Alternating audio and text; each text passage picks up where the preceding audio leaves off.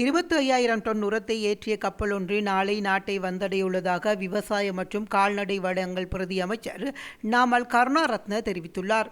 தற்போதைய உலகளாவிய சூழ்நிலையில் உருவாகியுள்ள உரப்பிரச்சினையை அரசாங்கத்தினால் வெற்றிகரமாக முகாமைத்துவம் செய்ய முடியும் எனவும் அவர் குறிப்பிட்டுள்ளார். அத்துடன் யல பருவம் ஆரம்பமாகும் இந்த வேளையில் விவசாயிகளிடையே உரப்பிரச்சினை குறித்து கவலை காணப்பட்ட போதிலும் நாட்டில் தற்போது தேவையை விட அதிக அளவில் சேற்று உரம் மற்றும் வண்டி உரம் வகைகள் உள்ளதாக அவர் குறிப்பிட்டுள்ளார். யூரியா உரம் தொடர்பில் ஒரு சிறிய சிக்கல் காணப்படலாம் என்றாலும் தற்போது நாட்டில் 1,00,000 டன்களுக்கும் நெருக்கமான கையிருப்பு உள்ளதாகவும் நெற்செய்கைகளுக்கு தேவையான 80,000 டன்கள் ஒப்பிடுகையில் இது போதுமானது என்றும் பிரதி அமைச்சர் தெரிவித்துள்ளார். உப பயிர்கள் மற்றும் மேலதிக பயிர்களை கருத்தில் கொள்ளும் போது மேலதிக தேவைகள் ஏற்படக்கூடும் என்பதனால் அதனை பூர்த்தி செய்வதற்காகவே நாளை 25,000 டன் உரம் அடங்கிய கப்பல் நாட்டை வந்தடையுள்ளதுடன் மேலும் ஒரு உர கப்பலை கொண்டு வருவதற்கு ஏற்கனவே கட்டளைகள் பிறப்பிக்கப்பட்டுள்ளதாகவும் அவர் குறிப்பிட்டுள்ளார்.